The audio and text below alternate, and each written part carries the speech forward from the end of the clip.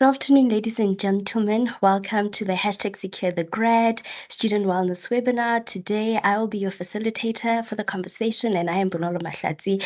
We're so glad that you could join us for the session this afternoon, especially because May is a month of mental health awareness, and we thought, why not create a space for you where you can reflect and think about how far you've come into the semester as you approach the exam period. Now, before we kickstart the conversation, we have the greatest speakers for you this afternoon because we really made sure that, when we speak all things wellness and self-care, we wanted to make sure that we get you the right people for such a conversation. So stay tuned with us so that we can unpack self-care for you and make sure that you're ready for the end of the semester and also definitely ready for the exams. Now, before we start off the conversation this afternoon, we just want to make sure that we take care of some ground rules so that you and I have the means to engage each other. First of all, would like to ask that you make sure that you keep your mics unmuted and your cameras as well.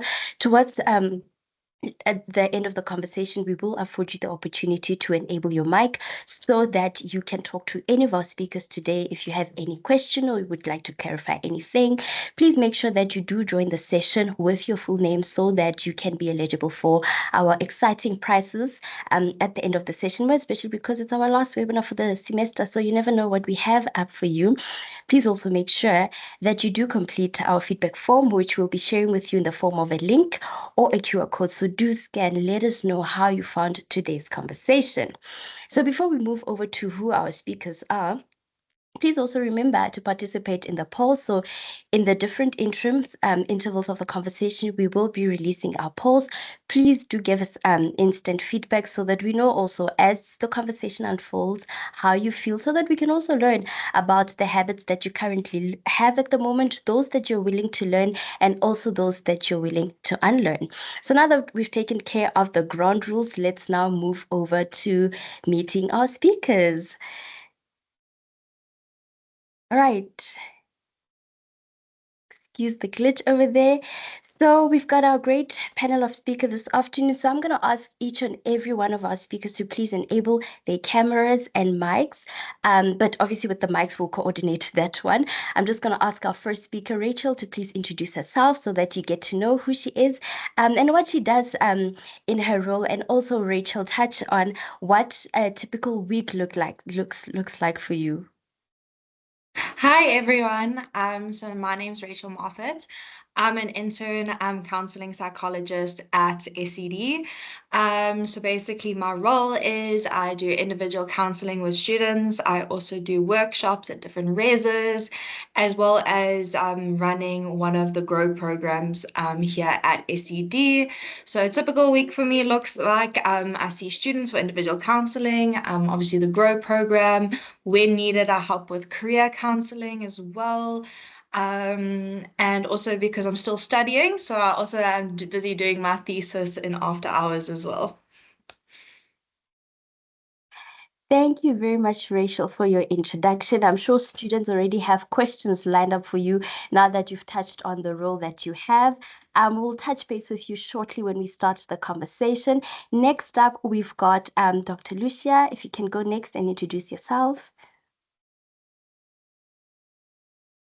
Good afternoon, everyone. I am Dr. Lucia Meko. I am the head of department at Nutrition and Dietetics, and I am also a registered dietitian for a number of years now. So I've worked in private and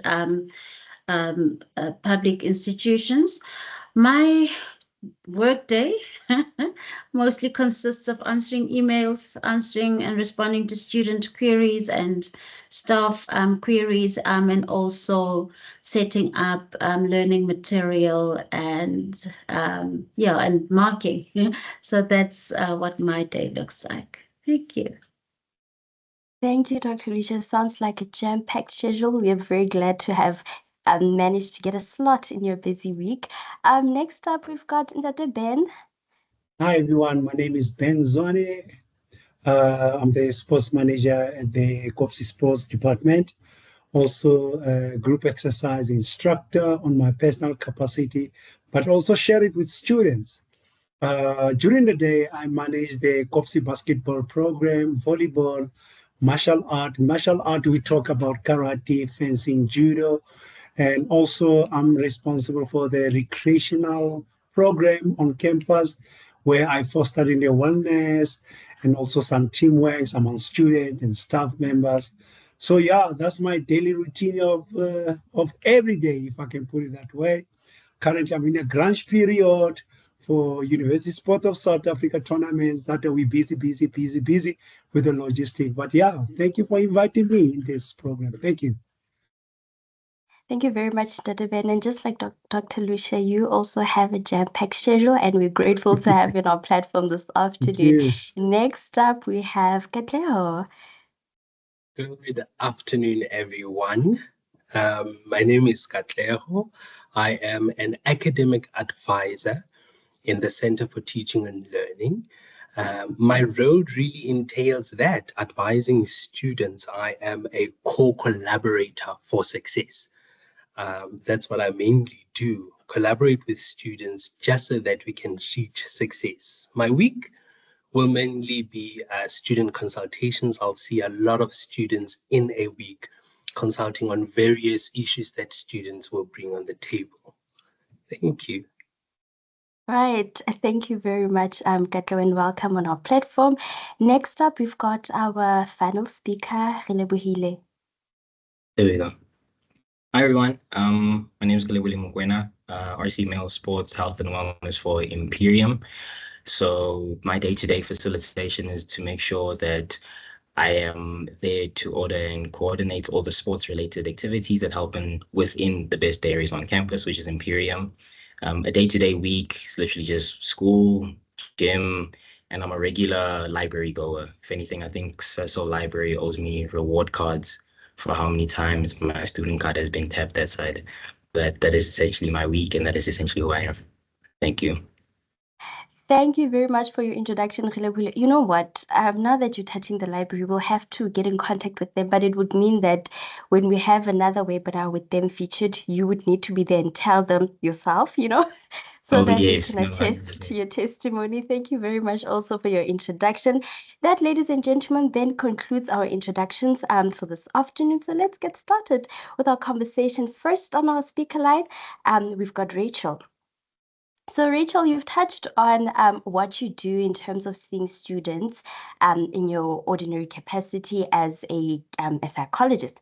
So, please tell us then what are the early signs of stress, overwhelm, and burnout that you often experience among students that they tend to overlook? Hi. So a lot of the times what students sometimes forget is one of the first signs we notice in students that are starting to become burnt out and everything is that almost their passion and drive starts to disappear. It's that things that they normally enjoy doing, activities become tedious, too hard to do. They have no interest in it.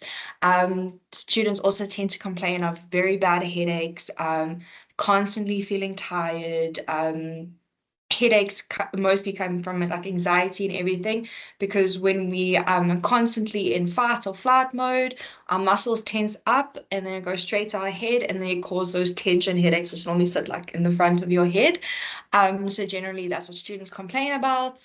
And there's also some dissociative features where students start to almost like detach from their environment. They start to feel like I'm not feeling anything at the moment. They detach from their friendship groups, their families, and overall just start to take a step back from others.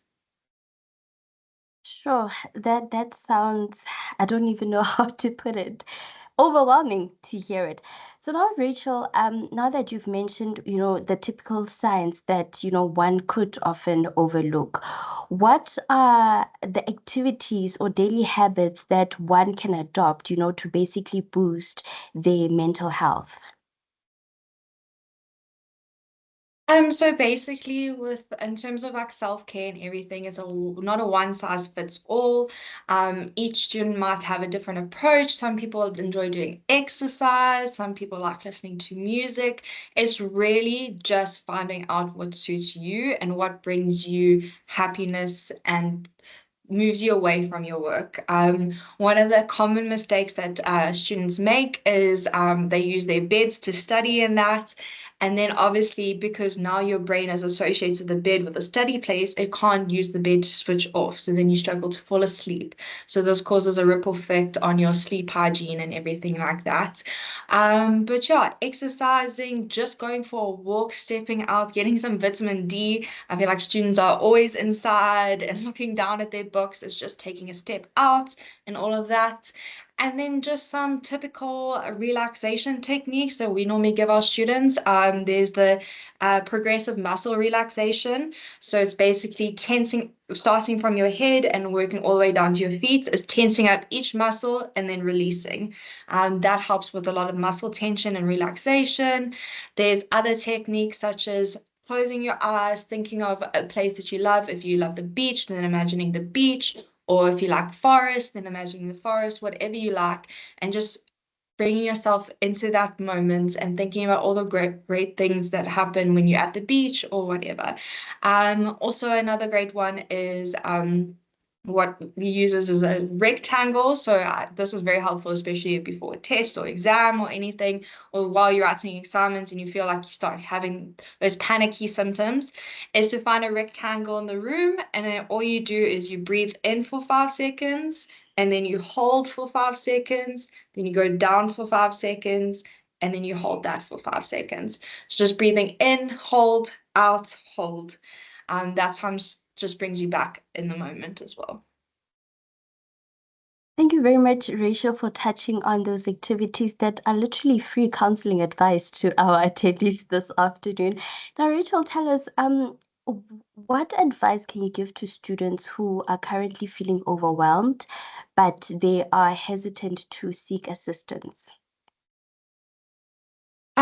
For that, I would say that depending on who you are, sometimes if you very much, you want to look at the facts, then I suggest doing a cost and benefit. So what are the costs to you for reaching out, and what are the benefits, and seeing how the benefits outweigh that? Sometimes just bring that reality back and realizing that, okay, this is actually probably more important than feeling overwhelmed or anything. SADAG line is on the back of all students' student cards, and that line is 24/7 toll-free for students. They can call anytime, and an online counselor can help them if they feel like they're not ready to take the step to come to SED, or else, yes, coming into SED, maybe if you don't have the courage to come by yourself, is coming with a friend and asking them to bring you in. Yeah, it's just finding out what suits you and what works for you, because as well as offering face-to-face sessions with students, we also don't mind doing online sessions telephonically. It really is up to the student's preference. Thank you very much, Rachel, for easing the anxiety that students may have around seeking assistance, especially at this time of the year, like I've mentioned, if they're feeling overwhelmed in any way, due to a number of factors. Now, if you could give advice on self-care to students, Rachel, what would it be? Again, it's personal preference and everything, so it depends on what type of self-care you're doing. It's finding out what brings you joy and what takes you away from your work. So you want to do something that's you're not going to have your mind still on work. It's really being present in that moment with your self-care, whether that is talking to a friend, whether that is doing your skincare, whether it's going for a walk, whether it's anything really, watching a movie. It's just something that detracts you from your current situation or whatever, and then helps bring you relaxation. Listening to music, creating music. I know some of my students love creating music. Some of my students love going out and doing almost like a photo diary where they take photos of something in nature that represents how they're feeling in that moment. So yeah, those are just a couple of things that students can do. To our attendees, I hope you've taken note of each and every advice that Rachel has shared with you, because it's not every day that, you get such information, especially, with the kind of things that we deal with on a daily basis. So Rachel, thank you very much for touching on those important insights. I keep looking on the side because I see that our attendees are already started to engage you based on the points that you're mentioning. We do have our Q&A segment towards the end of the conversation, but if you would like to already start engaging the attendees, you may do so. So we're going to park our conversation with you at the moment, and we'll circle back to you again when we get to the Q&A. Thank you, Rachel. Next up, ladies and gentlemen, we've got Dr. Lucia to talk all things nutrition. All right, Doc. So now that, we've touched on the mental side of things, taking care of our emotional well-being, please tell us, what are the biggest challenges concerning nutrition, that students face today, and how can they overcome them? Oh, thank you very much for that question. And I must say, it has become a problem that the department has focused on quite extensively. I think since 2017 already, we've been working with students on campus on eating.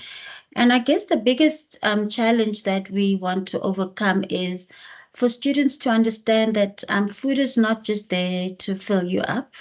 That food actually has a lot of functions that it plays in the body. And so, having a balanced diet is not something that can be put off for later, but that it's something that needs to happen as soon as it is humanly possible. So added to that is the fact that we realize that one, students don't really have the adequate knowledge regarding what a balanced, healthy diet looks like. The second challenge is that the places where students and the population in general get their information on nutrition is normally not the right place. And so the information that is often presented is not really what is accurate in terms of healthy living. And then a third challenge that we've often encountered is that students can't cook. So that was something that was, mind shift for some of us who grew up in the olden days, where you were taught from young how to prepare food and what it takes to do groceries and all of that. And so now we're realizing our students, some of our students really struggle with cooking and making food interesting and palatable. And then added to that is that grocery shopping for food seems to also be a problem, where students don't really know what to buy when they get to the stores. So those are just some of the challenges that we've now realized working with students. Yeah. Thank you very much, Doc. And it's quite interesting when you touched on those points, and I literally happened to place my eye on the chats again, and I had a bit of a giggle to say, now they're exposing themselves, so now you're going to have more evidence to back what you've found in the meantime. So now, based on what you just said in terms of, students not knowing how to cook and them exposing themselves, that they eat noodles, they eat bread, can you perhaps tell us whether is there a connection between what we eat and how we feel in terms of us experiencing anxiety, being stressed, or even concentrating? Yeah. And, I want to just also say, I've also tested some of these with myself. So as soon as you are not getting an adequate diet, an adequate meal, the first thing to go is your concentration, because you automatically become tired. And sometimes we don't even put the name to the word or to the feeling that we're actually tired. And if you go and look at one of the reasons why we are tired is because we did not really eat. And when I talk about eating, I mean a full balanced meal that has a starch on your plate. There has to be some fruit or vegetable, and there has to be some form of protein on that plate. And also add that, and some milk also added to that. So we find one of the biggest consequences of not eating properly is a lack of concentration. Another consequence of not eating a variety of food is um, sometimes people experience, or the sense of anxiety and stress become heightened if you haven't eaten a wholesome meal. So there's some evidence to show that foods that are high in fiber, for example, may have a calming effect on a person. Dairy products, so your milk, your cheese, your yogurt, also have a calming effect on someone that is experiencing stress and anxiety. And then also your fruit, I will refer specifically to something like a banana that also has been shown to reduce levels of anxiety in people. So what we tend to do is we respond to the to our stress levels by eating specific foods that are not necessarily healthy for us.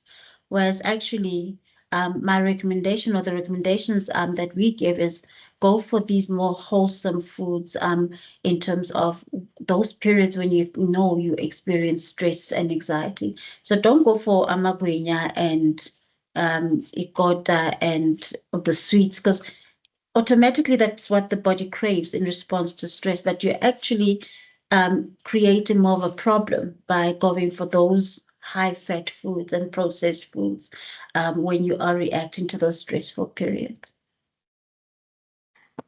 You know what, Doc? I'm just looking at the chat and I'm thinking maybe we should have a follow-up session with you where everyone just comes for free consultation. What do our attendees think? Because I think based on every point that you touched on, you just made them reflect on their eating habits. You touched on they don't cook, and now you just mentioned that they have to eat a nutritional meal, and you even unpacked what that entails. So now that you've seen for yourself, Doc, that, a lot is happening among our student community, can you then tell us, especially those who've just mentioned that, I saw a comment there where they said food does not last in their residences. Can you perhaps tell us how can students eat a healthy, balanced meal while on a tight budget? I saw also a comment about the groceries. So again, to our attendees, please take note, because like I mentioned today, we've got the realest people. So it's free counseling. Now you're getting a free consultation with a dietitian. So over to you, Doc. Talk about a free consultation. So one of the, and I know one of the questions later on is around myths around diets, and I do not agree with the notion that it's difficult to prepare a healthy meal or that it's expensive. I think go back to the basics. Go back to what your mom and your grandmother has forced you to eat and you said no to. We all know what we were forced to eat. So having those vegetables on our plates, having the one type of protein on our plates. So on a tight budget, number one is in terms of starches, go for what we are used to. So there's nothing wrong with eating pap. There's nothing wrong with eating your brown bread. So those are good starches to eat, but just look at the amounts that you are eating at a time, because that in itself will save you money if you eat in the right amounts. And then secondly is your fruits and vegetables. We often struggle with young people eating vegetables. Something as simple as frozen veg, those frozen mixed vegetables that we get in the stores, is actually an affordable option, for lack of a better word, that you can actually store if you've got small spaces to store frozen foods that you can eat on a regular basis. Something like your fruits that we have vendors that sell outside in our streets, and that buying that apple once a day is better than actually going to buy a magwenya. So and the fruits on our streets are actually cheaper than if you go into the stores. So an apple is like 5 rands, a banana is 5 rands. Don't know what the prices are, but rather go for that than trying to go and buy a lot at a time, because sometimes we know storage is an issue. So let's make use of our local vendors. And then lastly is, in terms of protein, you don't always have to eat meat. There's other ways that you can include protein in your diet. So your canned baked beans that we all put somewhere in the cupboard. So that chakalaka that you're making with the carrots and the baked beans, that baked beans actually counts as your protein. Also something like pilchards that everyone seems to think they're allergic to, and I don't necessarily agree, but it's a power food because it also fuels your brain. The fats in that also fuels your brain. So I often say, let's go back to the basics. It doesn't have to be fancy. It doesn't have to be, cooked in a fancy way. It doesn't have to be expensive. And you play to what you like. There's a lot of resources online and also on our platform where we give recipes of how to actually prepare healthy foods on a budget. And also I think we've also provided some tips on shopping on our platform just to show you what you can do. But I mean, in essence, control your starch portion sizes. You will save money. Number two, go for your cheaper proteins and actually make them nice to eat. Thank you very much, Dr. Lucia. You know what? I need to control my laughter this afternoon because, man, these chats are just entertaining to say the least. So you've really highlighted most of the important things that students need to be mindful of, and I'd like to think that a lot of them probably think eating healthy is so expensive, but thank you for the insights that you've shared. And you said to them, go to the basics. It's that simple, literally. The pill shots that a lot of people came to me, I'm allergic to, I think that's where I had the loudest laugh. They should go back to the basics. So, Doc, now that you've touched on these, right? How students can eat a well balanced meal on a tight budget. Can you please share some of the most realistic meal planning activities for students who, have busy schedules? Because I'd like to think that this is just based on my assumption that, they are likely to gravitate more towards the unhealthy eating habits, and then they can just make an excuse of having busy schedules. And I identify with that whole busy schedule because we're all busy. But at some point, you have to decide what's important for you and actually set aside the time to, plan. So planning is important. One thing that I often say is on a Saturday, on a Sunday, make that salad and make a lot of it so that you have at least, you can eat it for 2 or 3 days. So if you're making chakalaka, for example, make sure you have enough of that. On your plate, you essentially ask that you have to have some form of a starch product. So if there's porridge that you can also pre-cook, if there's rice that you can pre-cook and store, and and also bread. We don't discount bread because we understand that that's something that you can eat on the go. And then added to that, always have a fruit. If you're not able to cook vegetables, I often say then make sure you have at least one or actually about 2 to 3 fruits a day if you're not able to physically prepare the vegetables. And a glass of milk. I mean, you just gulp it down. It's not something that you have to think about. If you're able to buy yourself the little Danons that we call it, that we think it's for our baby sisters and baby brothers, that's actually a meal or a food product that can help you reach your healthy eating goals. And then I also want to say something like eggs that are easy to cook. You can have them boiled. It's also a good source of protein. So essentially what I want to encourage everyone to think about is whichever one works for you, make sure that on your plate, there's at least 3 types of foods at a time. So even if you have noodles, add those the frozen mixed vegetables to your noodles and add an egg on the side. That's a complete meal. So don't throw things away and think, she said it's not healthy. But whatever works for you, try and add on to what you are doing by these little, tips, and just to improve the quality of your meals. I hope that helps. I sure think it does help because I see the questions are already starting to flow for you, Doc, but we're still busy engaging you. So tell us, what are the common myths that you would like to debunk for the students this afternoon? I think the main one is that healthy food is unhealthy. It's expensive, sorry. The notion that to eat healthy you have to spend a lot of money is, for me, the saddest thing that I hope we can actually clarify today. It is more than possible to actually achieve a healthy meal pattern by just using foods that are available in our local stores. You can find affordable foods. The second one is everything that this notion that starches make you fat, or starchy foods or pap makes you fat. There's always a thing around pap and how unhealthy it is. And I actually want to say our maize porridges are actually quite healthy. And they have added vitamins and minerals to them because we are not eating enough. So I would say if there's one food that you want to leave out, let it not be pap. The one thing to look at is how much of it you're eating at a time. And then the last one that I often want to speak about is, things around water and the types of water you can drink and the types of water you can't drink. As long as it's clean, safe water, it actually goes a long way to ensuring that you are healthy. And to rather focus on drinking water and save money and not go buy cold drinks and spend a lot of that money on our fizzy drinks that we all know about.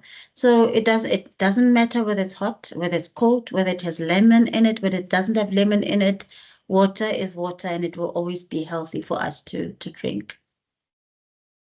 Okay. Thank you very much, Doc, for those tips. And I hope, like I think it's going to be the common thing that I'm going to say up until the end of the conversation, that our attendees need to take note, because it's not every day that you get such information, especially about eating healthy. Now, Doc, before we park our conversation with you, you touched on what the department has been doing for students. Can you perhaps share with us where we can get access to those resources? Or can we even come to your office casually, and have a sit down and chat about how we can improve our health, our eating habits, perhaps? I wish I could say you can come to my office. It just gets very busy.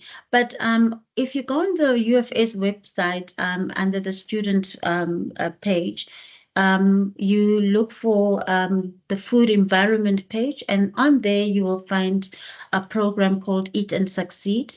So it's Eat and Succeed. And there we've contributed to a lot of tips and information. There's podcasts on there about anything nutrition related. So by all means, please do that. If you do need for us to see you or to just, to offer some more advice, we have our students and a couple of our staff members that are often giving talks and presentations around campus. So you're welcome to contact the department for that as well. Yeah. Okay. All right, Doc.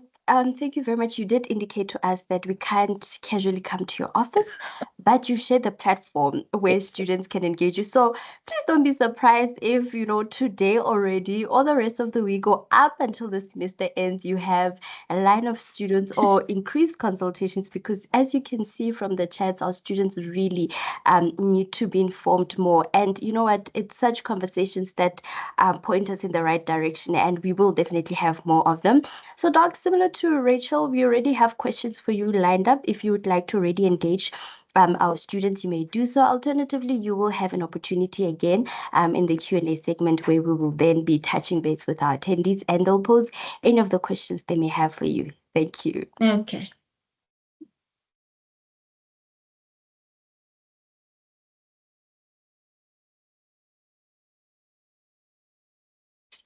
All right, ladies and gentlemen, let's catch a breather. There's a lot of information to take in this afternoon. While you catch the breather, we've displayed our first poll. Please do participate in it. Would like to learn from you.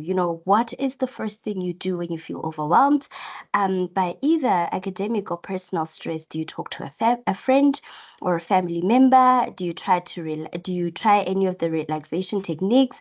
Rachel did touch on some of them, whether you engage in deep breathing, breathing, or you meditate, or do you just push through and keep working?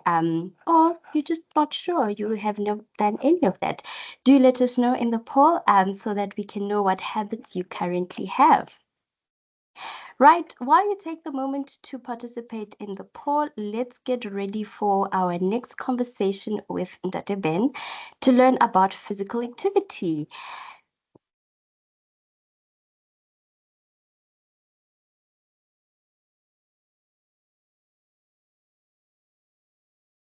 Hey, Osmunolo. All right, Ntato Ben. So you can see our audience is very engaged. They already knew, just from our marketing, who the people are. So don't be surprised that even before you finish your first point, you already have questions lined up for you. So Ntato Ben, we've touched on mental health, eating healthy. So from your end, we just want to hear what's the role that physical activity plays in terms of managing stress and also boosting one's academic performance?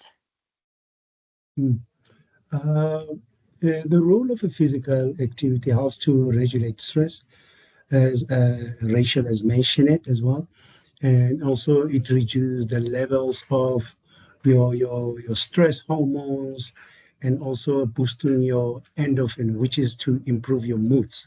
And also, what is very important about the role of physical activity is also enhance your brain to function by improving a blood flow to the brain, which helps to concentrate, also to memorize, and also your performance in a physical activities if you are a sports person.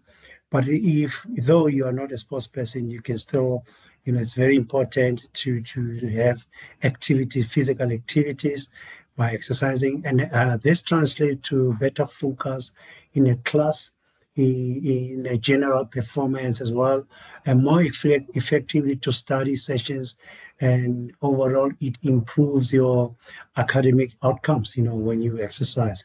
Hence they always says healthy body, healthy mind. That's where this slogan came from. Yes. And I think there was the second question in that. No, you've covered the first point, Dr. Ben. Okay. So based on what you just said, outlining those activities that you've highlighted, you also mentioned earlier in the conversation that you coordinate a wellness program. So if ever you are called up, to facilitate such an engagement, what are the first signs that you see that students are not, participating in enough physical activities? What I've also realized, most of the students, especially those are requesting my provision of exercises, you find that there's a lack of confidence. They believe that exercise, it has to do with a high performance, as because we are in the sports fraternity. They believe that exercise has to do with those athletes that we are managing with campus. But we came up with the recreational program. We call it KovsieSport Fun Fit for Life, which is the program that accommodates those who are not into any competitive sports. Therefore, you see, because they are all in one zone, in one form of unfitness, so you could see the fun part of it. You can see, it's like, siyafana sisonke la. So there's much more interesting, and it currently is running so well. So when I conduct those type of program and exercises, I make sure it's just on a novice level. It's not on the higher level. And we make it fun. People can realize, oh, is it fun like this to exercise? The other thing, what I've also observed when we do the walk or the running, I make it very interesting in a form that I always tell them, let's count the electric poles. When we get to the fourth one, we sprint, and then we're going to cool down on the second one. Then we take a walk, and so we make that interim program. What do we call it? We call it that interim program where they can enjoy it, and the heartbeat. Trust me, some of them when they look at their heart monitor say, Contently we can share up to this far, So I try to make it more fun, but more also up close and personal interaction, All right, Dr. Ben. Just like all the other speakers, I'm sure you can see our students already have questions for you. So we'll give them that opportunity to engage you further. So based on what you just said, Dr. Ben, also touching on the fact that, when you are called to facilitate such engagements, the first thing you identify is that, some students might lack the confidence to participate. They often think that such engagements are meant for people that are in the different sporting codes that are available. But I like the fact that you also touched on the fun element to it. And when it gets to that point, they eventually exercise. So what are the effective ways that you can share with students for them, to engage in some form of movement, some form of physical activity, especially if they have busy schedules? As I've mentioned, I advise them to make their moral activities fun. Walking rather than biking to a class instead of taking a transport, those type of things, and using campus stairs instead of using the elevator, which is what I've been doing now recently in business school. And then some of my colleagues were like, why don't you take a lift? I said, nah, I will take a stairs. Doing a short 10 minutes workout by maybe by doing study session, 10 work minutes during the day. Luckily, we got those devices while you're sitting to just remind you, stand up, take a walk a little bit. So we do have those things. And then also joining the quick and the fun campus fitness classes like what we have here at Kovsie Gym. We know we have at Kovsie Fit, go on extramural sports. We have it there next to the CT, Center of Teaching and Learning. We've introduced the indigenous games. And then guess what is the favorite one? Dibeke, they're running. Dibeke and Coco make them run and they enjoy it, It's so amazing to see how much capacity we have of students who are now into indigenous games on campus. And then also what is very important, we tend to forget that stretching also plays a major role. You may know now lately, guess what? I found myself having a lower back problem. So I was there by the Sports Science Institution, and one of the students said to me, but Brabene, you should have known better. What's up? I said, what's happening? I said, I don't know, my back. I guess it has to do with the exercise I've done. I said, no, stretch your hamstring. And believe me, guys, the hamstring, I did those hamstring stretch, and my back is fine now. So we tend also to forget to do those movements throughout the day and add some contribution it adds some contribution in your overall wellness. So stretching is very important. We tend to do, and stretching doesn't also mean if you are not into active activities like your sports or have in a general space there, it's very important to do your stretching because you do walk from faculty to faculty, from faculty to Takanem Bridge, from Takanem Bridge to the mall. We have to do the stretching, guys. Yeah, with that being said, that's all I can say in that. Thank you very much, Dr. Ben. Oh my gosh, when you mentioned the Braben part that you should have known, it does happen. Sometimes we overlook. We focus on helping others that even our own practice, we sort of overlook some things. But now that you've mentioned how students can engage in such activities, can you please tell us what small physical activity students can adopt in your view that you believe that they can do on a daily basis consistently without any financial implications? A simple daily habit is just taking a break, 10 to 15, 20 minutes walk outdoor. You can do between classes, as I've mentioned earlier. After the meals is very important. Doctor mentioned it as well, and Rachel, that sometimes when we eat, we just relax, stay on the couch, but it's very important as well, just stand up, take a walk a little bit, and only, and it is not only to add movements, but day to day, but also give your mind a break as well. by boosting energy. And it also improves your mood by doing those small steps. Do some cardio exercise, but not too much because, at times after you eat or do some, take a gulp of water, as just daughter mentioned, develop that stitch in your body. So you have to take it easy and slow and a bit of stretch. I'm still going to advocate the stretch because I've just seen the benefit of it. So that's also very important as well. Rachel make mention of the breathing technique. It's very important as well, to do those type of breathing technique. The other one, which I've just developed now, shown an interest on the halfway breathing technique. So you take a deep breath in halfway, and then you hold it there a few seconds, and then you take another one on top of the other one, and then you exhale slowly. It does work. It does wonders. I never believe in taking breathing techniques. The only breathing techniques I used to do is when we exercise. We've been told, hold your breath, hold your breath. But we realize, no, you have to allow your body to breathe. So those breathing techniques, they did so wonders. So basically, that's all I can say. They must just stay, students and everyone must stay to daily habits of taking 15 to 20 minutes walk around the block, around the residence there. Just meet your friends and see, don't eat and go straight to bed immediately.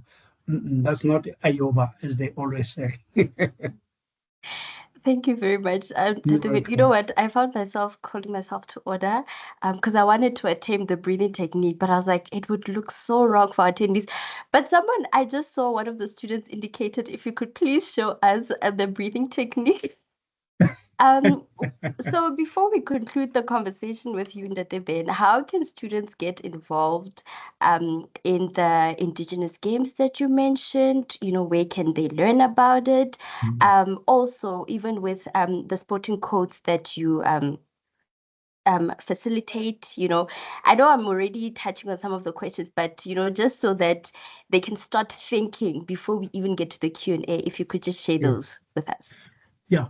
With regard to the indigenous games, which is currently now, I will say my baby, that's my personal favorite ones, because these are the games that we grew up doing it at home in our neighborhood focus.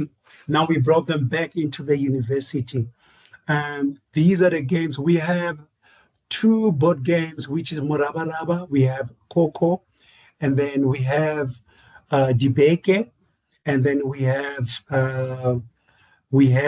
Kati, we have Tiketo as well is there.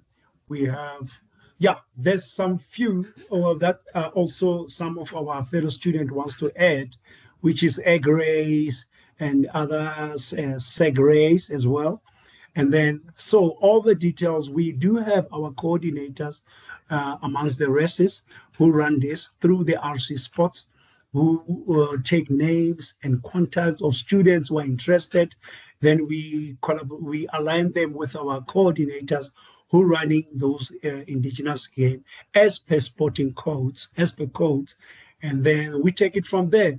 Currently, they have also affiliated with the district of Muteo Mangau. And well, last year they participated and we won the gold and silver into those in the district and the provincial. And fortunately, one of our students, she's also a captain for the district and the province. So these are the same student that was in secondary, and now they do the program in the university sector. So we're doing so well. And then with regard to any other program, they just come to my office. That has to do with basketball, volleyball, karate, fencing. They just come to my program. And then we also do have on the karate, we have a development program called in martial art, which goes hand in hand with a campaign that is running on campus, Be Better, Be Safe. It's a self-defense that we facilitate when the space is open because we are fully booked, rest to rest. We are fully booked as we speak now until second semester. But we do have those recreational programs that we can still facilitate on campus with regard to that. So the door is open. Yes, thank you. Thank you very much, Dr. Ben, for highlighting those. We will touch base with you again when we get to the Q&A segment. So for now, we'll just park the conversation. And like I've been saying to all our speakers, the students are ready to ask you all the questions, but you can wait until we get to the question and answer so that you can engage them further. You're welcome. Thank you very much.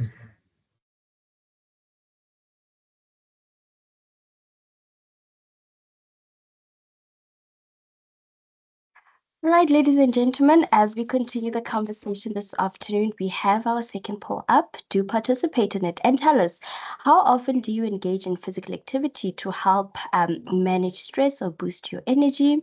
One being daily, I make time for exercise. Second option, a few times a week when I can fit in. Rarely is the third option. My schedule is too busy, and then the last one is never. I'm not sure how to start. And if you're not sure, you just learned now how to start. And if you're still confused, do engage us further. We'll connect you with the right people. Once you've participated in our poll, let's continue with the conversation. Next up, we have Katleho, who's going to be engaging us about all things relating to academic advising. So, Katleho, I hope you're ready for us to start engaging you. And I hope you're also ready for the questions that are to come based on the conversation that you and I will be having this afternoon. So, Katleho, you touched on what, you work on a daily basis, which entails, engaging students on a daily basis. So tell us then, what does a balanced student life look to you? Thank you, Bunalo. A balanced student life is really a student who allows himself or herself to engage themselves in various things. So you not need only to be engaged in academics. Academia can often be so stressing. You have to get in your exercises, like Ntate Ben said. You have to eat healthy. You have to engage your friends, just so that you are sufficiently supported on different fronts. So a well-rounded student is a student who is holistically engaging himself or herself on different fronts and different ends. That's what really propels us to this holistic success. Thank you very much for that, Katleho. Based on your daily engagements with students, right? What are the academic stresses that you often find among students? And I'd like to think at this time of the year they might be heightened. And how can students overcome those? Oh, definitely. This is peak time of stress. Stress will be around this time. Often, lack of planning really stresses students because it has a ripple effect. You do not sufficiently plan, and then you do not have enough time, and then you cannot manage your time effectively. That's what students will often stress about, right? The lack of time that seemingly is among students. However, it's, Bonolo, I think, a very simple thing to overcome. If students could sufficiently plan, be aware of some of the tasks, some of the things that they have to do, it's easier to get to them. For example, if I have an assignment, I have an assessment to submit and a following test to submit. Do not really hold all that with your mind and just not note them down. Note things down, plan sufficiently, account for your time. If I have an assignment, a quiz, and a test to write, when am I going to write those? How am I going to write those? And where am I going to write those, right? All of these things have to be planned down meticulously by students. We can also help by giving students some of the tools that you can use to really organize your work, right? Students can use Eisenhower matrix. Eisenhower matrix will often help you organize some of the things that you have to do by really categorizing these things from important to urgent, or from non-urgent to important. And sometimes we give students tools like the Ivy Lee method, where we say, list everything that you have to do, and then on that list, categorize these things according to how important they are, right? The particular thing there is, planning is really a good thing to do, and it helps organize your work. So it's really important to plan, because stress really comes because of the lack of planning.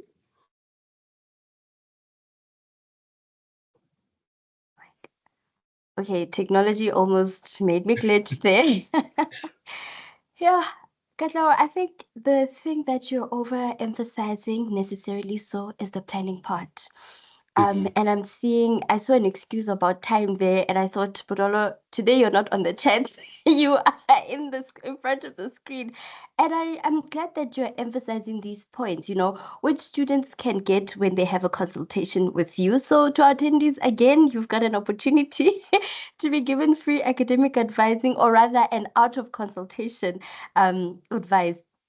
So, Katleho, now that you've touched on the fact that, it's important for students to plan and also write things in the order of importance using the different techniques that you assist students with, how early, right, should students start seeking assistance, especially when they start feeling as though they are falling behind with their work? I mean, you just mentioned that this is the peak of stress.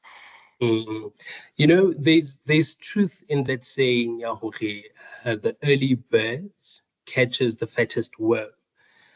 That's really some of the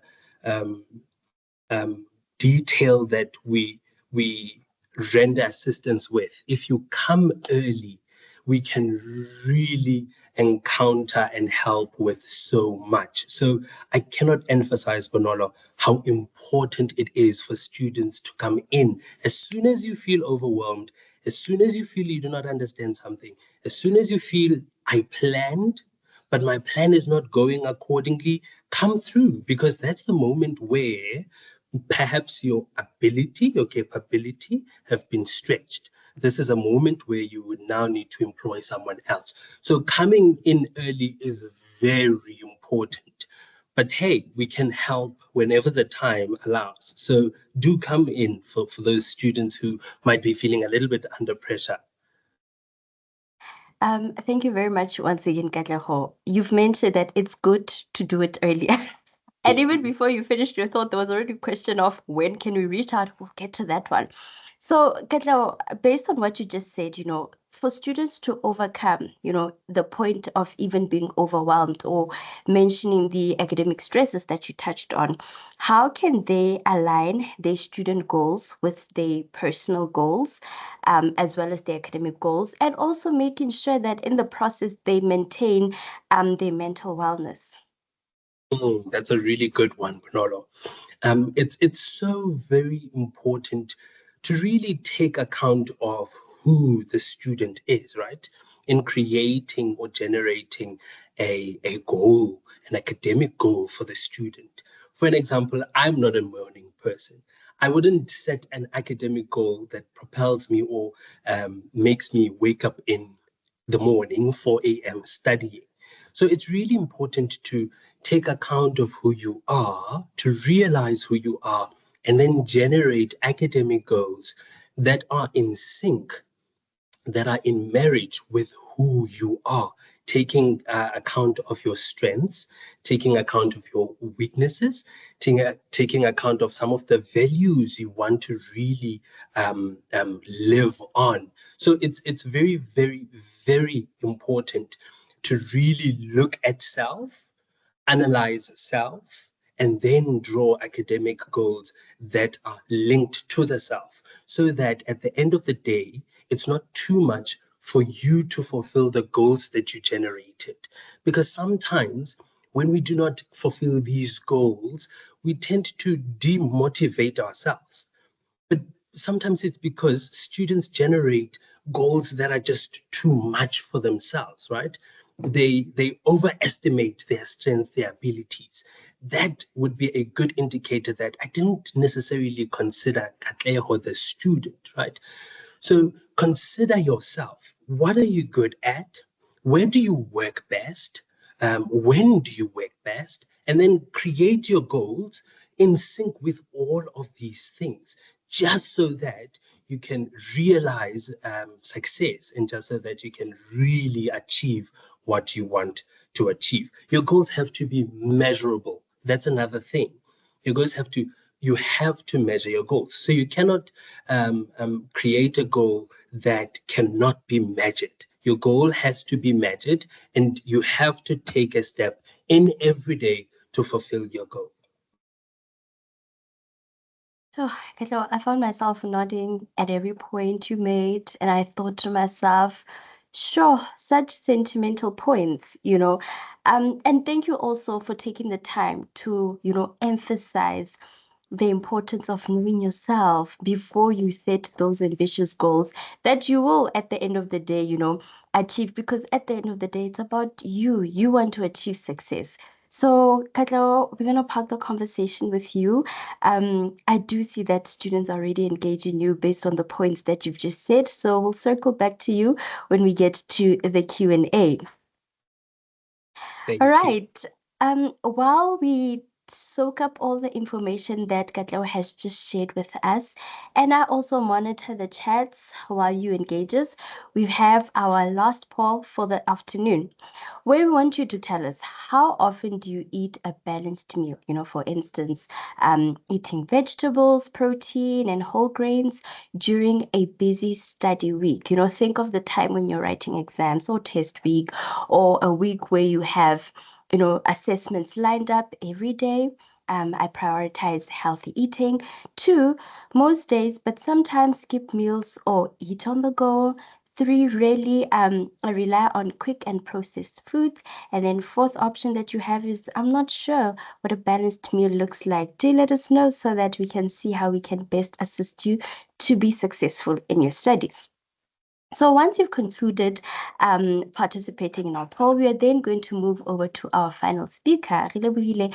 I hope you're ready to engage us this afternoon so that we get to learn from your perspective as our student voice today, what you do, to keep healthy.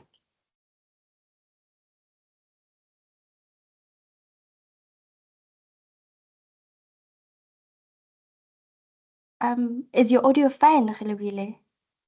I'm joking, Ms. Bonono. The only Okay. technical difficulty is my sense of humor, unfortunately. But yeah, no, with me. Sorry? Sorry to interject. I feel like, today I am probably going to be disciplined after this because I've been laughing throughout. And mainly because this session has been that engaging and entertaining, well, based on my view. So, Relebohile, before I let you continue with your sense of humor, and I find myself laughing loudly, let's hear from you. What are your daily habits of keeping healthy to make sure that you boost your mental health?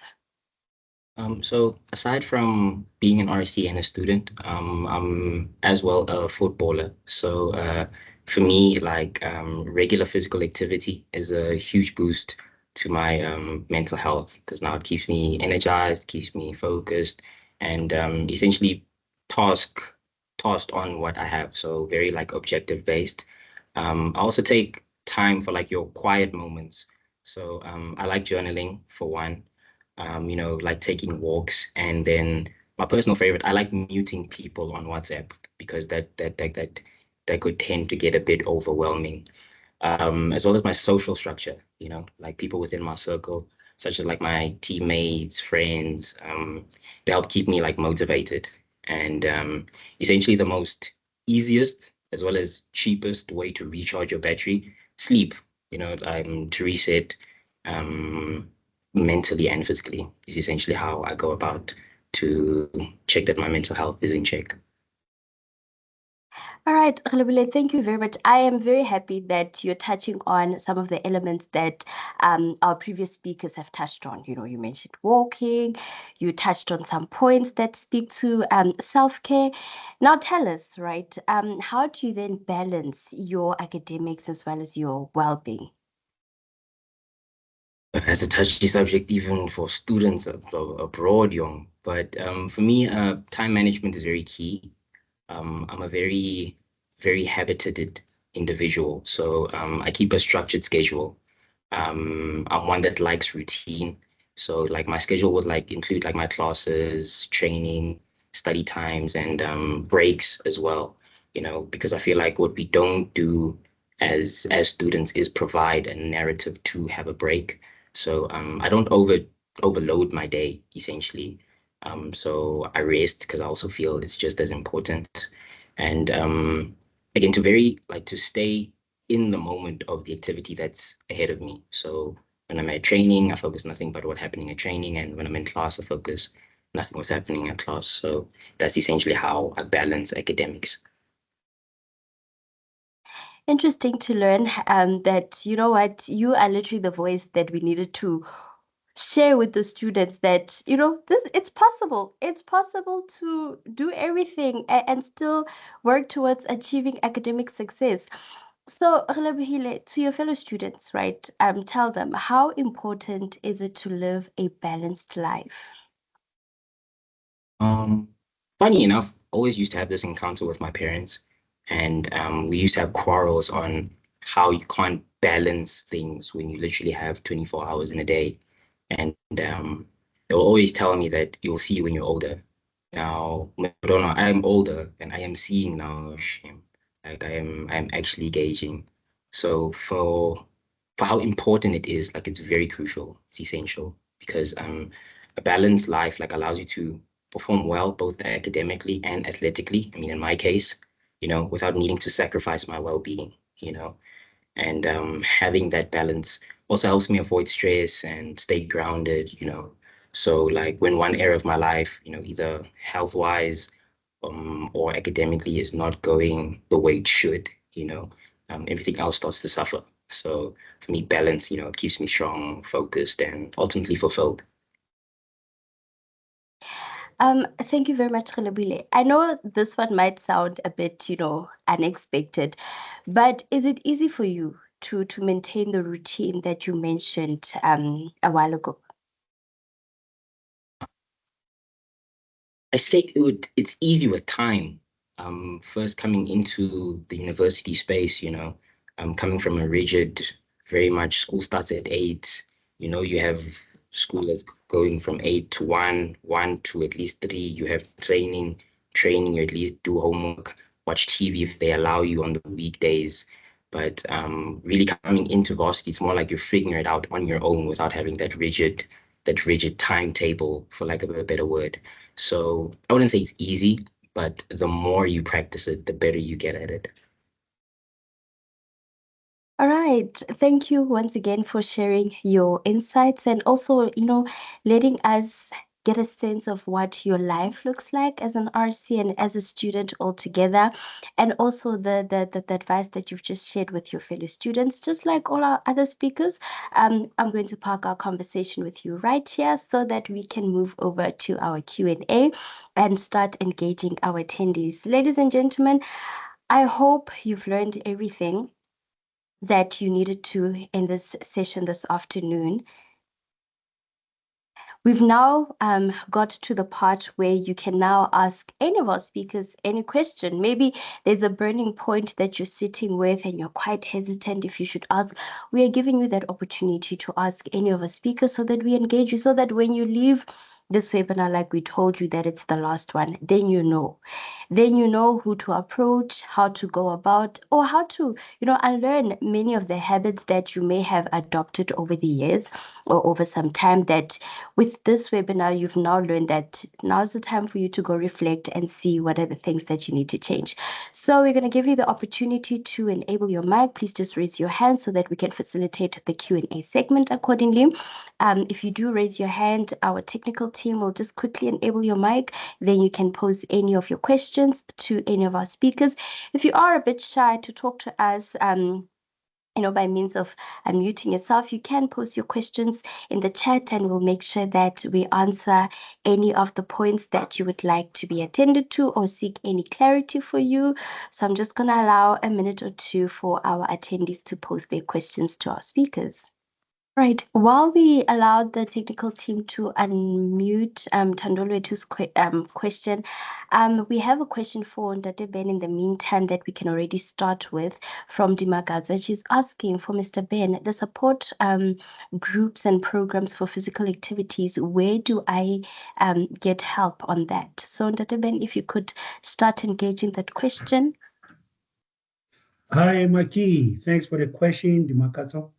Yes, we do have, if you stay on a rest, you can align yourself with the SRC spots, then they'll give you the details. Or what you can do, you can come to the office. I'm at Kali Human Room 9 at the basement. That's where my office is at for further information. But I would have liked if, Mikey, you can have a group that you work with or at your rest, you speak to your RC Sports, because what they do during their recreational program, they form those type of program where they will invite me to be part of their physical activities that they will be running on the day. So that's how it works. But what I can tell you, Dimakatsone, I'm not doing the program Monday to Friday because I also have other program in line. So those type of program, it's once-off activities as part of their campaign or as part of their program that they had to do on their residents or as their off-campus students. You can make that team, then we form that day. We look in the calendar and then we do the program. That's it. Thank you very much, Ndate Ben. So Dimakazi, you heard for yourself. Now that you've indicated that you're an off-campus student, do visit Ndate Ben's office. And also, while you added, do find your group so that that process can already be facilitated. Thandolwethu, we've enabled your mic. You can ask your question. Thandolwethu, I don't know if you're perhaps experiencing issues with your mic. Are you able to unmute yourself? If you are experiencing any challenges, I would then just like to ask that you then just use the chat perhaps to pose your question. While Thandolwethu attends to the technical issue, we'll then move over to Retaibile, and I think the next two the question from Retaibile is, I am a student who always eats processed foods and tinned food. How can I make a healthy lunch box when I go to campus? Dr. Lucia, I'd like to ask that you please take this question. Yeah, so in terms of processed foods, I would actually say, what type of processed foods are you eating? So if it's things that are high in fat and that are we talk about refined carbohydrates, like your white type of carbohydrates, your white breads and that. I would actually say maybe avoid using that. But if you're using tinned foods, I would say see if you can find a way to combine the food in such a way that it is interesting. Just thinking out of the box now, like something like a scambani that you would normally buy with all the fillings in it. If you would take brown bread and add something like your canned chakalaka to it, and also add some canned baked beans to that, and add an egg if you can, but actually creating a sandwich or a scambani out of that, that would also work. But actually also bringing your skaftin in the form of cooked food, like your plate of food. There's nothing wrong with that. If as long as you can carry it and you can eat it wherever you want to, we need to sort of get away from thinking that our lunch boxes always have to have bread. So it can be anything with you as long as you're able to carry it with you. Thank you very much, Doc. There are other two questions that I'd like us to attend to before we give opportunity for the others that have come. So Andile is asking, may you please advise us on taking vitamins crucial for good learning? And then another one by Relebohile is Is there any food that one can eat to boost memory and concentration? So I think they almost speak to the same thought. Okay, so in terms of supplements, and remember, you won't see the effect immediately. So I just want to also just make that clear. So what we often recommend is find a good multivitamin supplement. So it must have as a variety of vitamins in it, not just specific. So you want to have good mix of your B vitamins, vitamin D, amongst others. And then in terms of another supplement that we tend to recommend is omega-3 supplements. So those tend to be a little bit expensive, but the omega-3 fats are also very good in helping with brain development and memory. But remember, like I said, you won't really feel the effect immediately. So long term, if you want to be able to boost your concentration levels and your ability to retain information, the first food type that I praise a lot is something like your oats porridge, and your all bran flakes. So any type of whole wheat and whole grain type of foods is going to help you a lot in terms of managing concentration levels. And then also added to that, your the pilchards, tuna, sardines, they have the omega-3 fats that are also have been shown to be effective in helping you with concentration and learning.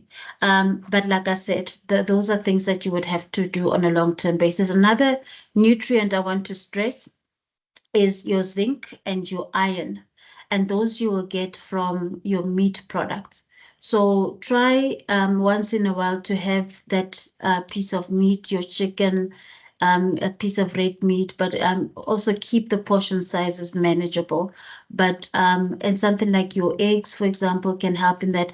But those are the minerals that if they are missing, and the iron and the zinc are often missing in our diets, we tend to struggle with concentration. So those are just very quickly the nutrients that I think people can start focusing on. Thank you very much, Dr. Lucia, for those responses. We have another question from Andile, and I'd like to pose this question to Katleho. The question reads, where do we go if we want to transfer to another campus and a different course, for instance, or for example, someone who is currently doing administration but wants to do BAc in Bloemfontein? Katleho? If you want to transfer to another university, it's best first to consult an academic advisor, just so that we look at some of the requirements. And then the second step would be to consult your program director or faculty advisor, and then they take it from there. You then send your details to another university via the student admin, and then there it would be for you to go to another university. So it's a simple step. Contact academic advisor first to really just clearly speak about this, to just make it sound right. And then if it's a go ahead, you would then contact the faculty. With the faculty, you're going to speak to either a faculty advisor or a program director, and then off you go to another university. The university would send all of our details, or the details that is needed to then allow you to transfer. Right, Katleho, thank you very much for that response. And then, Tata Ben, we have a question from you from Relebohile, and she's asking, as a person who is chubby, is there any good exercise that one can do or any activity one can engage in to boost their metabolism? Hi, Rita. Ritabile, the best way for you is to take a walk, and then I'll be honest with you, and I will be saying this right in front of the doctor. Nutrition is number one. 80% is what you take. 80% is the kitchen. But other than that, you can take a walk and then try as much as you can not to rush, no pressure. Just take it easy and focus on your walk. Yeah, and then you will see the steady progress. It goes like that. And then also, if you remember here at KovsieSport maybe gym, you can also look into do programs like your Pilates. And then also you do some stationary exercise. There's a program, we call it a second workout that you can also do. But you can also you do the second workout as well on your own at your convenient space. You can make use of those facilities, your area as well. And then if you're on campus, we do have a site next to Winky de Reco, which is an outdoor gym. Students are making use of those facilities, not just to hang on there and chill, make use for the good purpose. And then we do have those facilities. But to be honest with you, Rita, 80% to 60%, 70%, it's your nutrition. Trust me, it works. I grew up being a chubby boy. At the age of 9 years old, I was weighing 75 kilograms. So for me, I understand the nutrition plays a major, major role in transforming who I am today. Thank you so much. Thank you very much for the response, Ndate Ben. Before I continue with the other questions in the chat, let's give Kehilwe an opportunity to ask a question. So, Kehilwe, you can unmute yourself. Hi, I'd like to greet everyone who are attending here. I just have one question. Under planning, I did not hear them touching on the matter of the 24-hour rule. I don't know if they know what I mean. You know, the 24-hour rule where I have to comprehend whatever that I attended class on the topics that were touched in class, and I have to comprehend them and understand them within the 24 hours of me attending class. So I want to know, how do I make a schedule around that? For example, I might have like 2 classes in a day, and we might have like covered 2 topics in one class, or a full whole topic in one class. And in each of the classes, I have to, use the 24-hour rule, and I get myself being in the library for the whole afternoon and evening, trying to catch up on those topics, and I never get the chance to have time to myself. So how do I work around that? Thank you for your question, Kinelwe. Katleho, I would like to direct that question to you, so if you could please take it.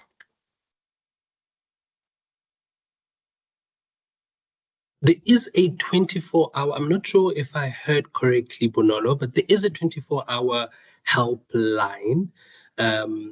Rochelle, I think, had mentioned about a number at the back of the student card that students can call and really speak to a psychologist about any and everything. So yeah, please do avail yourself, or rather check the number, avail yourself, and then call if you need assistance with a psychologist. Thank you very much, Katleho, for that response. Dr. Ben, there's another question from you from Siyabonga, and he says, for Mr. Zwane, what can I do to reduce gynecomastia? Apologies if I mispronounced the word. Should I do some exercises, or should I go for surgery? Because I've been told that going to the gym would make it worse. I guess when it comes to that condition, Sia, all I can say is continue consult your physician. He's the one to give you a guidance with regard to the rehabilitation. And then I would have preferred that one must be attended by your biokinetics. We do have those facilities around the campus there by the sports science who can able to exercise in such condition for your rehabilitation. So I would have suggest, please, first consult your doctor. And then also just inform your doctor about the facilities that we have. How about if you firstly consider to consult the bio, only if he give you that go ahead. From my side, I'm more into toning, conditioning, and also weight loss program. We can look into that and the general well-being. But for your condition, I would have suggested you contact your physio, your physician, and then also in line with your biokinetic. Thank you. Thank you, Dr. Ben. While we still have you, we have another question from Gananelo. And he says, I have the opposite question for Dr. Ben. My metabolism is very fast and putting on weight is a challenge. Is there something I can do? Yes, continue to exercise. And then I guess Dr. Lucia has mentioned that we have to look into our nutrition as well, which is very important. And then also, I guess when it comes to the nutrition side, maybe doctor can correct me on that one. It has to do on the capacity of what you intake. And then also what I've also realized with student when it comes to exercise and the intakes, particularly in the evening, is challenge of eating too much starch at night, and then they use it as an option to survive their studies during the night, but or to carry them through the night vigil of studying. But what I can tell is metabolism, I guess, how fast it has to do also with the form of exercise, the duration and the strength, how far you push yourself. If the system is moving slow for you, you have to enhance your performance. Or if it goes highly for you, you have to reduce your performance. I'm not sure if maybe does it make sense clear to you? Thank you. Thank you very much, Dr. Ben. I think you've covered the point well. Ladies and gentlemen, before we conclude our Q&A segment, I've got another question for Katleho from Thandolwe. I know it because there were some technical issues with the mic. So the question, Katleho, they have is, what I wanted to ask was that as a student, I sometimes make a certain goal, for instance, what I want to achieve in a particular day. However, I just become demotivated. And during the last minutes, I panic when I have to submit an assignment. What could be the issue? Is it lack of discipline in doing my work?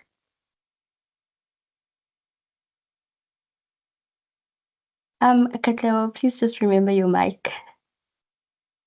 Sorry, I thought I unmuted it. Thank you, Bunala. It might just be that the student is overwhelmed and stressed. And because of this stress and overwhelming, they tend to then switch off, right? Rather than doing the work, they switch off and just distance themselves from the work. So the best thing to do in such a situation is to identify the module, the assessment that really causes you the most stress, right? And then unbundle the module or unbundle the assessment. If it's an assessment, what does the assessment need? When is the due date? How can I break the assessment down? Different days where I'm going to fulfill this assessment. And then when you start working, you start with the work that stresses you the most because the brain is heavily engaged with stress and wouldn't want to engage this assessment because it's the source of the stress. So the best thing to do is to start with the assessment that stresses you the most and then get to the others. Thank you for that response, Katleho. I am going to take the last question so that we can start wrapping up our conversation, and it's from Andile, directed to, or rather, I'd like to pose it to Ndate Ben. The question is, what exactly causes injuries while exercising? Is it taking it too far by exercising above your limitations or a bad diet? So, Ndate Ben, if you could engage us on that question. Okay. The ideal time for exercise, which is the maximum, will be 45 minutes. And then as time goes by, some of you might be about 20 minutes. It differs from person to person. Now, the injury do take place if your body tells you, I can't take it anymore. And then you push yourself to the limit, you push yourself beyond that. And then that's a very golden rule. If your body can't carry you, just stop and take it easy. All right. But it might happen somewhere along the line. You feel like you want to exercise, but then you can alternate the program by doing other easy form of exercise. You can do your stretch, or you can do your walk. If you do a strength workout, just take it easy, minimize your weight as well. And then during the rehabilitation program, if you're injured, just do as you've been prescribed by the physiotherapist, and then just take it easy. We tend to overrun from what we've been told in terms of rehabilitation as athletes or as hyperactive individuals. Just take it easy and for your rehab. Same apply while we're still on the injury. It's the same when you are having a flu. People there's a mentality, or is it a myth, that if you're having a flu, you must go and run and jog. That flu will be finished. Trust me, you'll never finish. You'll be sick for the whole winter season. Just take it easy. Allow your body to recoup, go to bed, take your medication, recover, and come back. Same apply to injury. Take it easy. Follow what you have been prescribed to rehab yourself, and then come back to action one more time. That's all I can tell. Thank you. Thank you very much, Ntate Ben. Without stretching us, I'm going to allow the last two questions that have came through.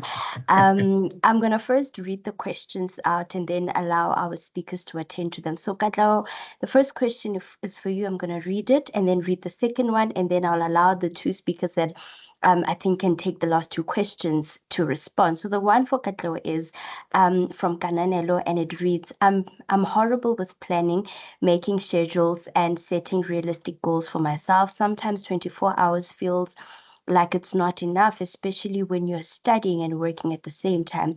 Is this something that I can consult about? And I can get help with how to plan my days. Then the last question that will be taken today is from Orhopotse, and this one I'd like to direct it to Doc. Do you guys think 1 meal a day for a student who wants to lose weight is okay? I'm lazy to exercise and I want alternatives. So, Katleho and Doc, if you could please take those two concluding questions for us. Thank you, Kananelo, for the question.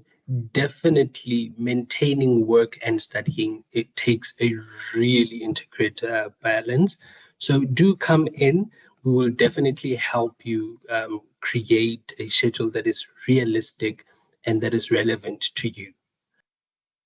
Thank you. Thank you very much, Dr. Lucia. On the point of eating and not, being keen to exercise.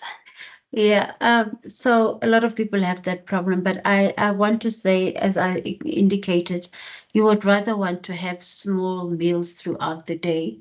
And if all else fails, I think one option that you can use is these meal replacements if you are also lazy to eat, but rather have something small meals 3 times a day. That would actually work, because you have to maintain that for the rest of your life. And that's why people regain the weight, because then they stop eating 1 meal a day.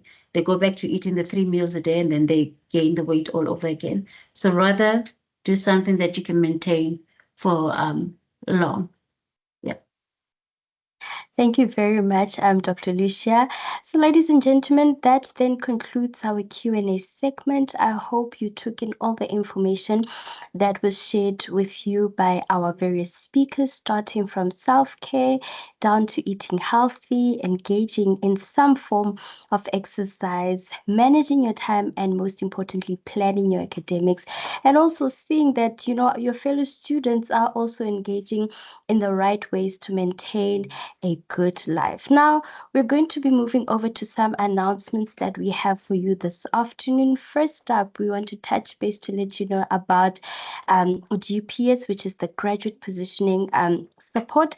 I did see a question of when you can be contacted. So next up, we'll be sharing with you the contact details of how you can get in touch with any of the success coaches that we have to ensure that you get the sufficient support that you're looking for. So if you would like to make contact with them, seeing that you can see they have not contacted you, you can call them on 051 401 9111 and select option 2. Alternatively, you can send them an email at gpsforlife.ac.za, or you can chat with them on WhatsApp on 087 240 6370.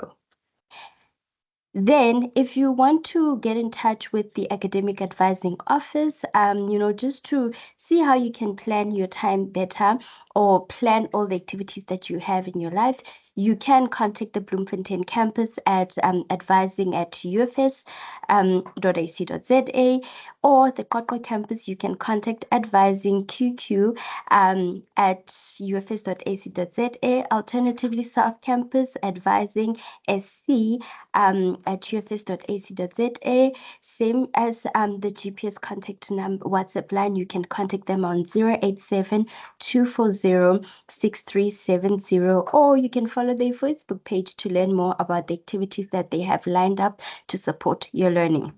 If you also want to learn about tutorials or also want to know how you can be a tutor yourself, do contact our colleagues at A-Step, and you can email them at astep@ufs.ac.za.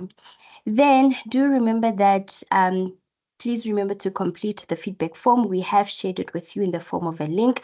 We will be also sharing it with you shortly in the form of a QR code. Do remember that our sessions are recorded, so if there are some parts that you would like to revisit, you will have the recording soon and we'll communicate that with you. Do also follow us on our Instagram page at Secure the Grad to learn about the activities that we have lined up for you, especially for the upcoming semester, considering that this is the last engagement that we have with you this semester. We have already posted the feedback form in the chat, so please tell us how you found this engagement and what we can learn from you about having attended this webinar this afternoon that speaks to the point of student wellness. Now, currently on display, we have our winners for this webinar. So first up, we've got Andile, we got Mulunga, and Ultimate. Congratulations to our winners. Please make sure that you do send us an email to come and collect or claim any of the amazing gifts that we have for you having attended this webinar. When you do send us an email, please indicate in the subject line the webinar that you attended. Do indicate your name and your student number so that we can be able to communicate with you in terms of when you can collect your prize. And then, like I've mentioned, we also have the QR code for you, which is basically the feedback form. So you can either follow the link that we've sent to you in the chat or just scan the QR code that we've just shared with you. So we'll just give you a minute or two to engage in that activity. Which Andile they've asked, if I can just ask the technical team to just go a slide back so that we can see which Andile is our winner for the day. So the rightful Andile, please locate yourself so that you can communicate with us to come and claim what you've won, having attended this webinar this afternoon. And again, we are sharing the feedback form with you. And that, ladies and gentlemen, concludes our conversation this afternoon. I really would like to thank our speakers for making the time to come and share with you the vital information which they have, and also sharing the resources that you can consult now that you've attended the webinar this afternoon. If you would like us to share with you the details of the speakers in terms of where you can get access to the resources they have in their office, do reach out to us and we'll be able to provide you with that information from us. In terms of the contact details, where to email us, please send us an email at securethegrad@ufs.ac.za. That then, ladies and gentlemen, definitely concludes our conversation for this afternoon. You've been an amazing audience, and we look forward to hosting you in the upcoming semester. We wish you all the best with the exams as well. And do remember that all the support that you require is in place. Just make contact with the necessary individuals. Also, make sure, like Katleho said, do plan your academics. And also, there's still time for you to engage with the academic advising office if you feel as though that you are left behind in the semester and you would like to magically or somehow make a plan to make sure that you catch up with your work so that you're well prepared for the exams. We'll see you again with the next webinar. Thank you.